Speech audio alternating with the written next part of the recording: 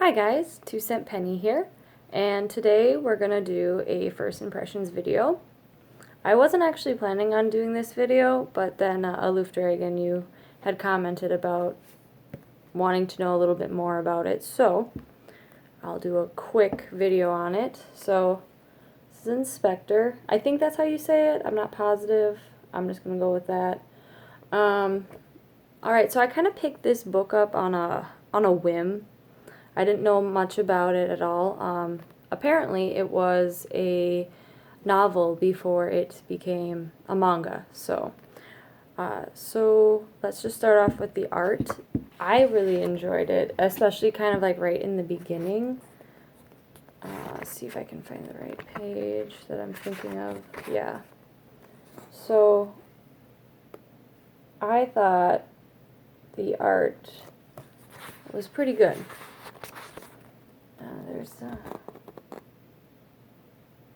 And then there's just one more page I kind of wanted to show you. It doesn't really give anything away, but just so you can kind of get the idea of what it looks like inside. Alright, so Aloof Dragons had mentioned that she heard it was a kind of shoujo-y in the romance department and all that. Like I said, I don't know much about this at all. I literally just picked this up on a whim. I have the first 2 volumes. I've only read the first one. I'm kind of like maybe a third of the way through of the second volume. So far, I don't personally think that there's a ton of like shoujo-esque elements. Like there is a love story kind of, like the main character, that's her right there. I can't remember her name.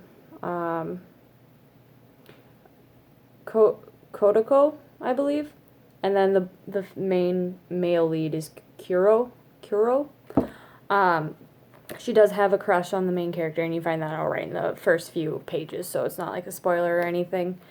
But what I actually liked about it was the fact that there's kind of like 2 female leads in a sense, and both of them are very strong in kind of different ways. Although it can be relatively cutesy at times, but for the most part, they're depicted as strong characters with, you know, their own personal faults and whatnot. And what I like about the main character is she's very much in your face. I like you. This is how it is. I'm not gonna get, you know, all blushy and doe-eyed about it. So I appreciated that fact.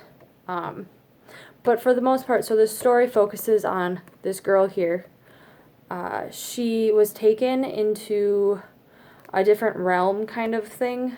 I don't know if there's a word for it, but basically she kind of turns into this god of wisdom, and these yokai monster type creatures had taken her eye, one of her eyes, and then one of her legs.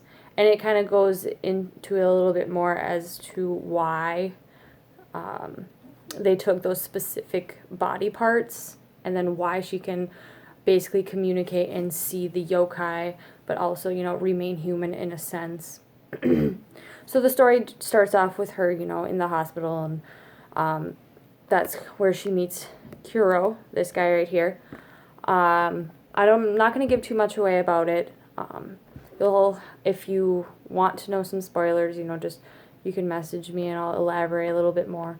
But it basically follows these 2, and they start pretty much hunting yokai in a sense. So I personally thought the first volume was kind of slow. It's definitely setting the scene. It's taking its time trying to develop these characters. There's not a ton that come at you right away. There's kind of like 4, I would say, main ones, and then like, you know, little yokai creatures here and there.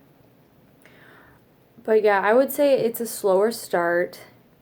It didn't necessarily like grab my attention, but the premise is interesting because I like, you know, monsters. I like spirits, and the villain kind of in this volume and then the next one, she sounds very interesting, and the backstory sounds good, but I don't know how it will, sorry, I don't know what will become of it or how, like, the fight scenes will be portrayed, or there's a little fighting in the first volume towards the end, nothing spectacular. The art sometimes during the fight scenes is a little hard to kind of figure out what's going on, but for the most part, I don't know, it's average right now. I'm hoping that the second volume will get better and pick up, but I understand that, you know, it's slower pace, setting everything up, the characters, and so far the characters are, I really like them.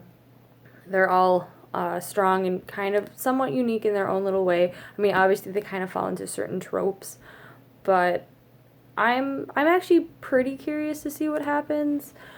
But it's not something that I'm like, yes, page turner, I need to know what happens. I think it has potential. I don't necessarily recommend it quite yet. I want to read a little bit more of the second volume to see where the story goes.